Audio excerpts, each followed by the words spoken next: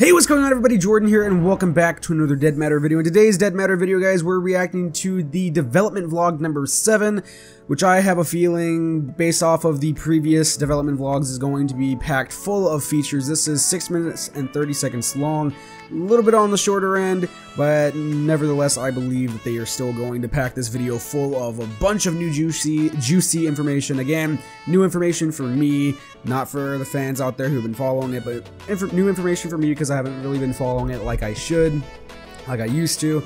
But yeah, without further ado, let's go ahead and jump into it. Again, I got my notepad, I got my pen, all that cool shit. So let's go ahead and jump into this development vlog and see what they've got for us. Hey survivors, welcome to Dead Matter Vlog 07. My name is Nick C, the lead developer of Dead Matter, and I'm Buffer! Sorry. I'm super excited to show off some of the stuff we've been making progress on over the last couple of months.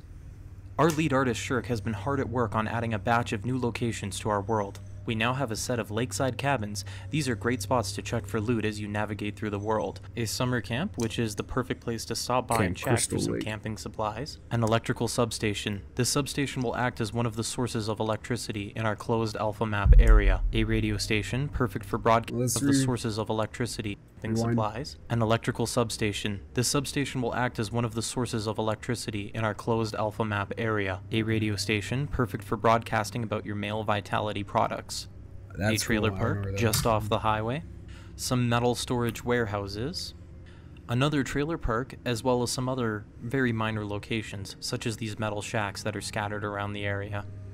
All of the new locations that have been added are roughly within walking distance to one another. This is because every major player movement corridor, such as the valleys in the mountainous regions or the once bustling highways that stretch across the map, will have points of interest built up alongside them. We aim to have players that are exploring our world to frequently encounter small points of interest. You won't be running from town to town for 30 minutes without anything to look at or to loot.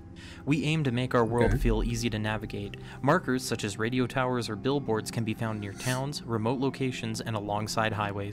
These markers are used to naturally guide the player through our world. There have also been some improvements to how foliage is procedurally placed in our world. We're also working on some changes for our sky and weather system that should be available for the next vlog. Nomad's been doing some work in the vehicle department. We've now got a brand new sedan being added to the game. It's reliable, hits like a brick, and will soon have a police variation, for those of you that will be instantly selecting the police occupation. Nomad's also taken a Kickstarter-era concept for a news van and turned it into a new vehicle. These will be found scattered throughout the world, and some of them will be drivable. I'm sorry, wait. Into a new vehicle. These will be found scattered throughout Kickstarter-era concept for a news van and turned it into a new vehicle. These will be found scattered throughout the world, and some of them will be drivable.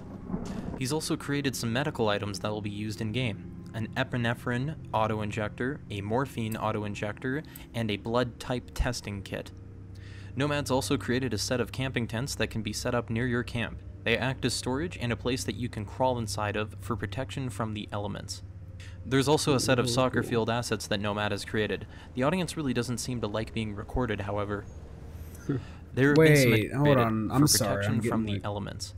There's also a set of soccer field assets that Nomad has created. The audience really doesn't seem to like being recorded, however. Can you actually play soccer? There have been some additions to the weapon system. Now you can check how much ammo is remaining in your weapon by pressing the check ammo key. I've also made some improvements to how weapons are put down. Long weapons, such as the Mosin, will now be extra punishing in close quarters. Grenades have also now been implemented. There are currently 3 different types of grenade. A fragmentation grenade, which causes an explosion that not only damages players but has a chance of embedding shrapnel into those who survive the initial explosion. A smoke grenade, which is currently used for blocking visibility. Please note that the smoke effects are currently made by me and not an artist, and they'll probably change for the better in the near future. A flashbang, which upon exploding will blind players and make it very difficult for them to see. Woo! All of our grenades do not use a traditional physics system and instead follow a deterministic flight path. If you can throw a grenade at the exact same angle on the exact same wall, you will get the exact same outcome every single time. Grenades are not common in Dead Matter, and we want people to be able to use them to their full effect when they find them. With some help from our talented animation lead, we've now changed how our reloading system works. Drum magazines no longer cause heartache or buggy clipping when they're being reloaded, which you might have noticed in our previous vlog. Remember the rifle from our trailer in May? After we got on the shiny Hacksaurus, all of our existing weapon animations were canned, including those for the service rifle and the service rifle itself. We've now got a brand new set of animations for it, and a brand new set of meshes. Same modularity as before, but we think it looks a lot better than our previous version. Weapons can now jam if they are in poor condition. They can be unjammed by hitting the reload key. We've also got a brand new laser pointer attachment, which will help players when using a weapon and not aiming down sights. These are especially useful on weapons that shine at close quarters combat. I've been working on an implementation of a new physical attribute system called SETA. SETA stands for Strength, Endurance, Dexterity, Agility. It's meant to be a reflection of your character's physical attributes. Okay. Strength is tied into maximum carry weight, as well as your maximum hit points and how much damage you deal with melee weapons. Endurance, which is responsible for maximum limb health and your resistance to poison and infection. Dexterity, which is responsible for how quickly you do things with your hands, including reloading, cycling the action on shotguns, and bolt-action rifles such as the Mosin Nagant. Agility determines how quickly you do things with your body, including how quickly you can raise a weapon after sprinting, how long you can sprint for, and how fast you are when sprinting. There is now a carry weight system. There is no hard limit, however, if you are over-encumbered you will start to move more slowly when sprinting. Okay. Death, unconsciousness, and falling over now have a UI element that go with the effect. Melee weapons now have hit detection similar to Left 4 Dead 2. There's now a series of capsule traces that sweep across your screen, making melee weapons much easier to use. Our medical system beforehand was simple. Limbs took damage, and that was basically that. Not anymore. I've gone ahead and performed the first pass on a brand new medical system. Currently, there are 13 different conditions in dead matter that you can be affected by. Sprained ankles, leg fractures, infections, food poisoning, pain, broken ribs, hypothermia, hyperthermia, poisoning, bleeding, embedded shrapnel, embedded bullets, and anaphylaxis. These conditions can also be treated in-game through a variety of items, such as the ones shown off earlier.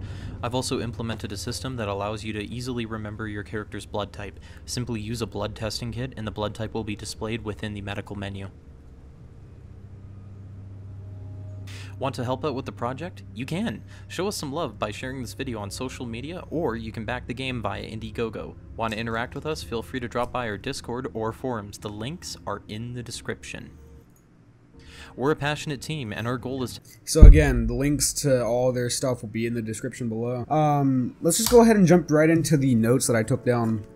So, just ever so slightly a few less things in this particular devlog than there were in the previous one that we did last night, because this is the next day. Yeah, so first of all, most of these I actually were familiar with. I did know that they were gonna do this, because most of the ideas that they toss around, like in the Discord server and all that, end up making it into the game. And I do know that they were talking about that. You know, I remember them saying that these different features were already confirmed. They just hadn't been implemented yet.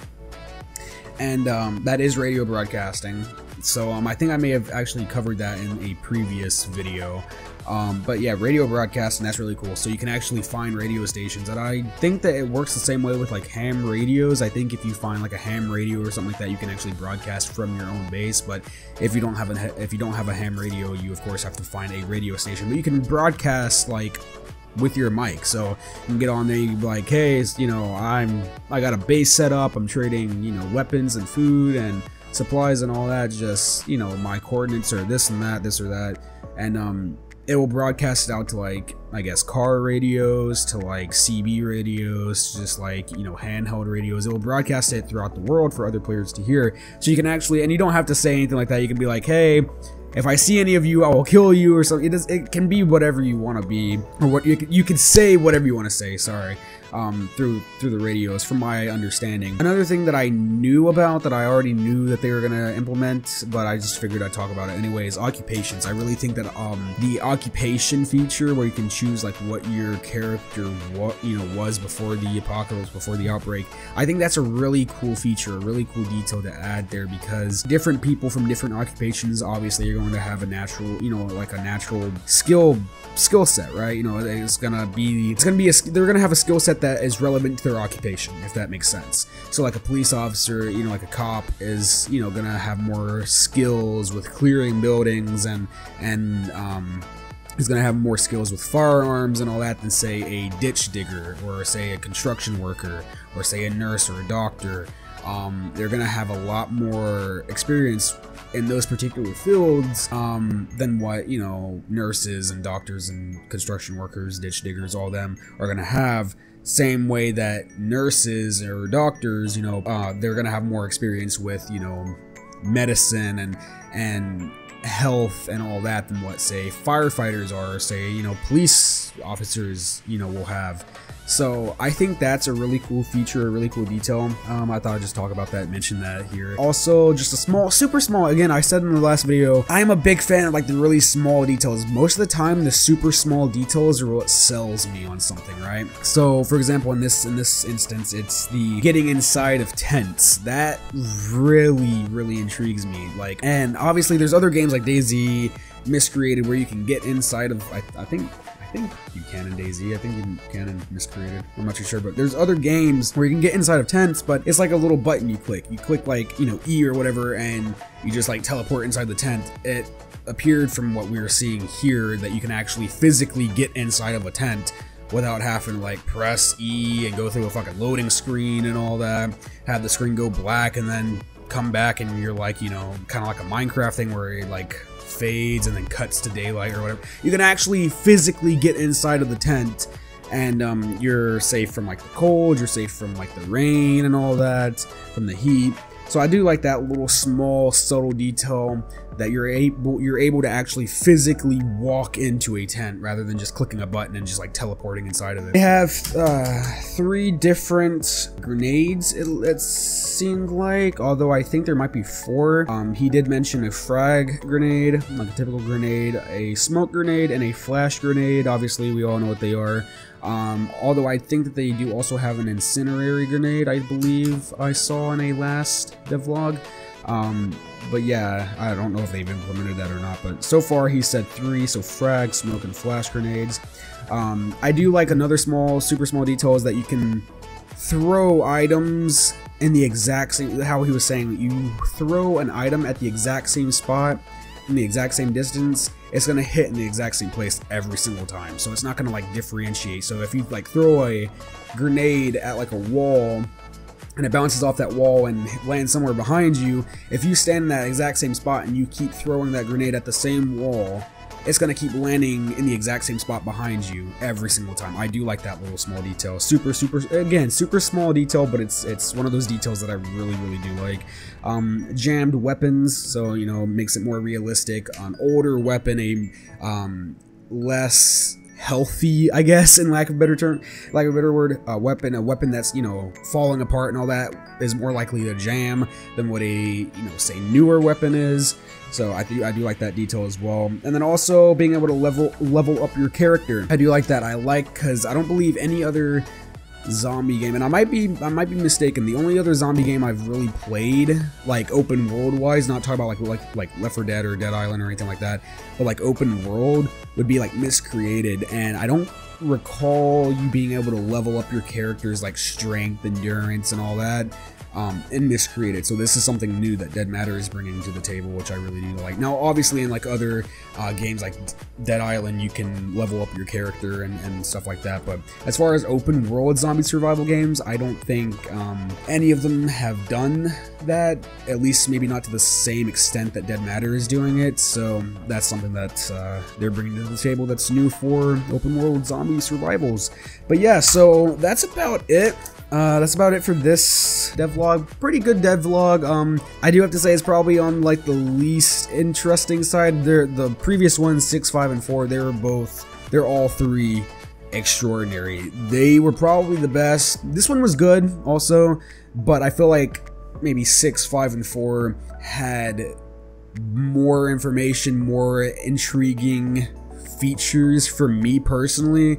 Not to say that, you know, other people out there didn't find the features or information released in this video. Not to say that they didn't find it interesting. I most certainly found it interesting, but I feel like 6, 5, and 4 had more interesting features and information for me personally. But nevertheless, it's still a very good devlog. I'm actually looking forward to 8. I'm about to go film the reaction to devlog 8 and see what they got for us. I'm super excited for that. But with all that being said, guys, I think that's about it for this video. Be sure to leave it a like if you guys enjoyed. If you guys want to see more content like this, more Dead Matter related content, then be sure to hit that subscribe button. Be sure to turn on notifications to where you never miss a video. And yeah, again, all the links to Dead Matter shit, their website, Indiegogo, all that will again be in the description below, so check them out.